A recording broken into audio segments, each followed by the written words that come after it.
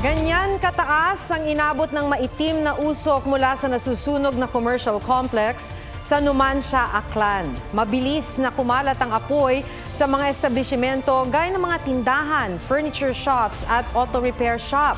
Umabot ng halos 2 oras bago ito naapula. Inaalam pa ang pinagmulan ng apoy. Matapos ang 5 taong pag-aaral, irerekomenda na ng Land Transportation Franchising and Regulatory Board sa Kongreso na gawin ng pampublikong transportasyon ang motorcycle taxi. May report si Joseph Moro. Mas mura na, mas mabilis pa raw ang biyahe sa mga motorcycle taxi kumpara sa ibang pampublikong transportasyon. Mas convenient po kasi sobrang traffic ngayon. Pag naghahabol ng oras, kailangan yung mas parang efficient so magmamotor ka. Pero hindi lamang commuters na nakikinabang dito. Dagdag kita rin ito sa riders. Doble po, minsan po triple. Sa datos ng LTO noong 2023, 7 beses nang mas marami ang mga motorsiklo kabilang ang mga motorcycle taxi kesa sa mga nakarehistrong kotse. Yun nga lamang hindi pa rin ito may tuturing na legal na pampublikong transportasyon. Pinayagan lamang ang mga ito makabiyahe ng Kongreso sa ilalim ng pilot study simula noong 2019 para alamin kung ligtas na maging public transportation. Tapos na ang LTFRB sa pag-aaral sa Metro Manila, Metro Cebu at Cagayan de Oro City. Sa datos ng 3 transport network companies o TNC na kasama sa pag-aaral, 68,000 ang mga nakarehistrong motor sa kanila. Tinatayang 370,000 ang sumasakay na pasahero araw-araw. It's a stopgap measure only because there is a limitation in our public transport system. May mga gap. So to fill in this gap, this MC taxi is here. Pero inirekomenda na ng LTFRB sa Kongreso na gawin ng pampublikong transportasyon ang mga motor. Ang pag-aaral na yan ang isusumite sa Kongreso para sa ginagawang batas para gawing legal na ang mga motor bilang pampublikong transportasyon. Isa naman sa mga gustong ipatupad ni House Committee on Transportation Chairman Congressman Romeo Acop ang training para sa lahat na magmo-motorcycle taxi. Dapat bago ka maging mapasama doon sa motorcycle taxi o motorcycle for hire, dapat may formal training ka. Nasa second reading ang Kamara para sa binubuong Motorcycles for Hire Bill na magtatakda ng guidelines. Nasa Committee on Public Transportation naman ang bersyon ng Senado ng panukalang batas. Hati naman ang opinyon ng publiko sa pagdaragdag ng motorcycle taxi sa kalsada. Samantala, simula June 4, ipatutupad na ang ikalawang bugso ng dagdag singil sa toll sa open system ng North Luzon Expressway. Pero may mga exempted dito ayon sa TRB. Mga delivery vehicles sa mga pagkain, mga food, nagdadala ng agricultural products and goods. Ito pong mga ito yung may exempt sa mga toll fee increases. Kaya kung pwede po, magpa-register na po kayo sa Department of Agriculture. Joseph Morong nagbabalita para sa GMA Integrated News.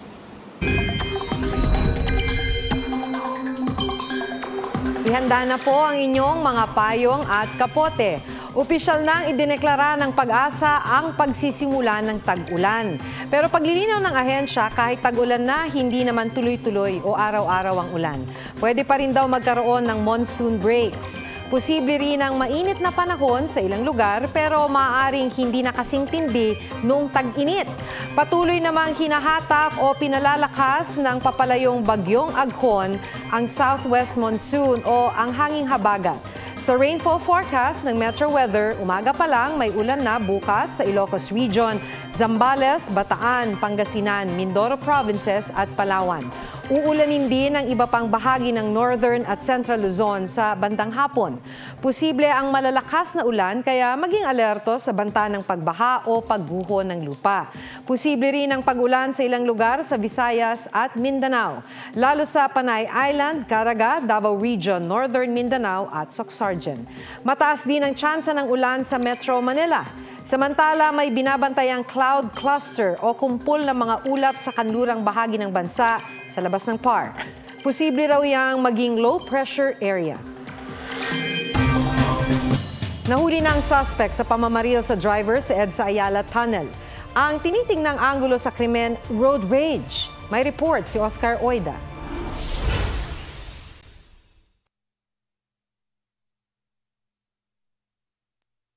Naril ang driver na nasawi sa EDSA Ayala Tunnel kahapon. Yan po yung Innova, ito po yung Kwan. So dito pa lang binaril na niya. Tapos dire-diretso kasi moving. And ito, dito na pumunta. So parang naghiwalay sila. Sa likod daw tinamaan ng bala ang biktima. Tumagas po dito sa yung driver side dito. And then lumabas po dito sa leg niya. Sa Pasig, natunton ng mga pulis ang suspect na isa umunong negosyante. Iniharap na siya sa media pero hindi na muna siya pinagsalita ng mga otoridad. Per the testimony of one of the living witness, nakasakay dun sa Innova mismo, she is telling that merong gitgitan sa kalsada. So that shows yung motive. Nakuha sa suspect ang isang caliber 40 pistol. Nagmatch umano ito sa naiwang basyo sa crime scene. Maharap sa reklamong murder ang suspect.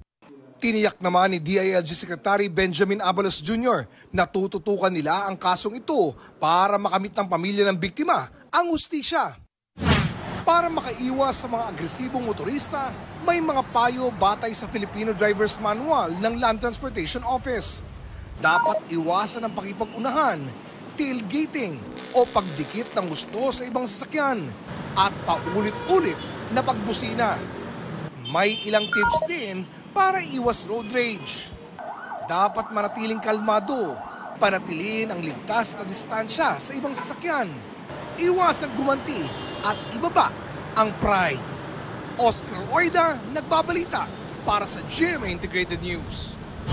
Susubukang maghain ng mosyon ng kampo ni Pastor Apollo Kibuloy sa Korte Suprema laban sa desisyon nitong ilipat sa Quezon City Regional Trial Court ang dalawang kaso mula Davao City. Yan ang mga kaso na may kinalaman sa child abuse. Ayon sa kampo ni Kibuloy, nagulat sila sa desisyon ng Korte Suprema. Posibleng paglabag daw yan sa due process dahil hindi sila nabigyan ng pagkakataong mapakinggan. Posible rin daw maituring itong pag-atake sa hudikatura dahil dinesisyonan ng Korte Suprema ang hiling ng walang basihan ang mga alegasyong magiging bias ng Davao City kung ito ang didinig sa mga kaso. Malaking gastos at abala rin daw ito sa mga akusado, kanilang pamilya at maging mga testigo na kakailanganin pang bumiyahe para sa mga pagdinig. Gayunpaman, susunod pa rin daw ang kanilang kampo sakaling manindigan ng Korte Suprema sa kanilang ruling.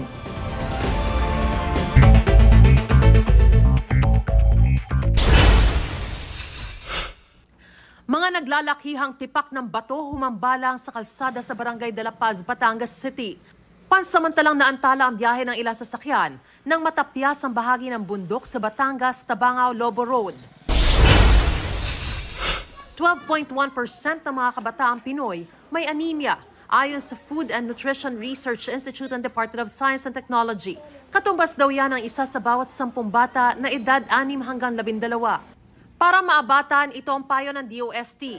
Kumain ng manok, baboy at gulay tulad ng malunggay, alugbati at talbos ng kamote. Sangkatutak na gamo-gamo naglabasan sa Lawag City, Ilocos Norte matapos ang pag-ulan. Pinagpiyasta nito ng mga manok. Mariz Umali nagbabalita para sa GMA Integrated News.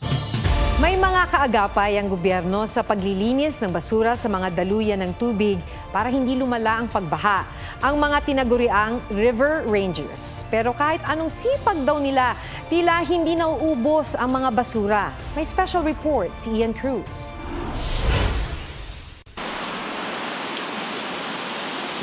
Kasunod ng malakas na busang ulan ang banta ng pagbaha, lalo na sa Metro Manila. Matagal nang sinasabi ng MMDA na ang baha pinalalala pa ng basura. Kaya bago pa magtag-ulan, sinimula na ng MMDA na linisin ang mga daluyan ng tubig.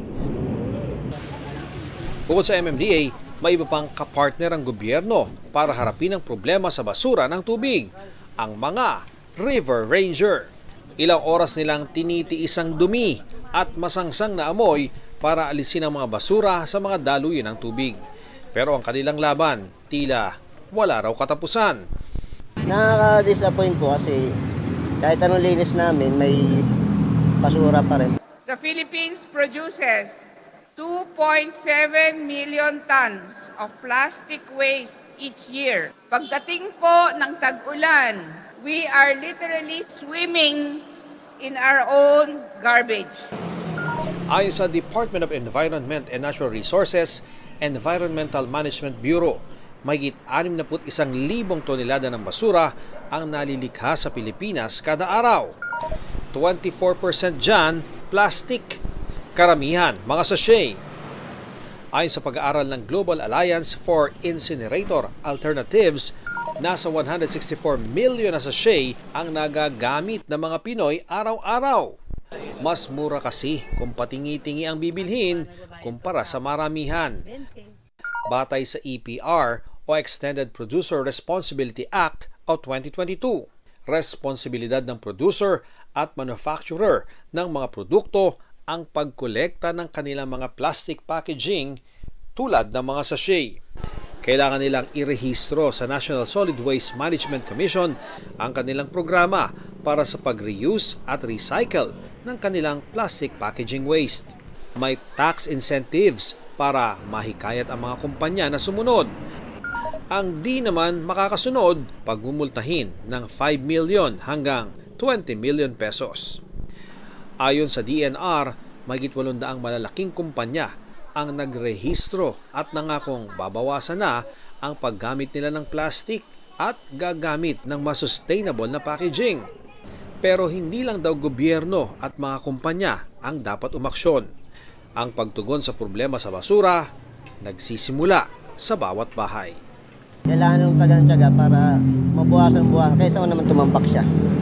Ian Cruz nagbabalita para sa GMA Integrated News.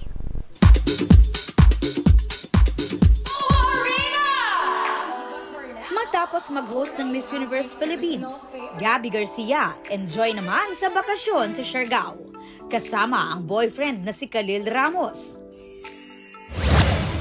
Julian San Jose biyahing Taiwan next month para sa Independence Day celebration with the Filipino community. Naghahanda na rin sa panibagong Sparkle Concert Tour sa Amerika at Japan at Season 6 ng The Clash. May malaki pasabog. And I'm sure na matutuwa yung mga supporters, yung mga tao. Kasi like, oh wow, like, oh mayroon pala ganito. Ang makakasama naman ni Julian sa The Clash na si Ay de las Alas. Excited na rin daw sa bagong season. Ang maganda kasi sa The Clash, every season, marami siyang twist. Balik bansa si Sparkle star Kelvin Miranda matapos tanggapin ang Prolific Dramatic Award sa Jinseo Arigato International Film Festival. Nagpapasalamat po ako sa mga nagtiwala at pumili para mailagay po ako sa pagkilala na yun. English-Albanian singer na si Dua Lipa magbabalik bansa para sa Radical Optimism Tour concert sa Nobyembre. Aubrey Carampel nagbabalita para sa GMA Integrated News.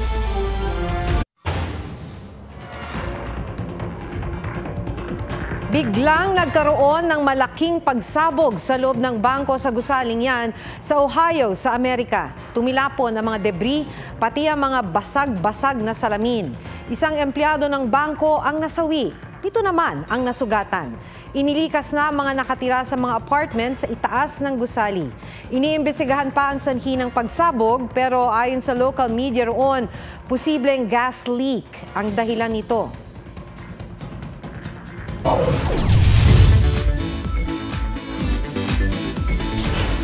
Kapag nasa Davao Oriental, wag mo raw palalampasing bisitahin ang talon ng Aliwagwag na may multi-layered na ganda. G tayo dyan sa report ni Ian Cruz. Tara sa Katiil, Davao Oriental at mamangha sa nakaka-fall na ganda ng Aliwagwag Falls. Malapainting ang dating. Ang Aliwagwag kasi multi-tiered falls o yung talon na maraming layers. Mas may enjoy ang view kung tatambay sa hanging bridge na ito. Naging instant stopover nga ang talon ng ilang nagjo-joyride sa lugar. Tanaw din kasi ang ganda nito mula sa tulay. 4 na taon itong isinara sa publiko mula nang magkapandemya. At ngayong nagbukas na ulit ito, inaasahan ng LGU na makatutulong ang talon sa kanilang turismo at kabuhayan. Ian Cruz nagbabalita para sa GMA Integrated News.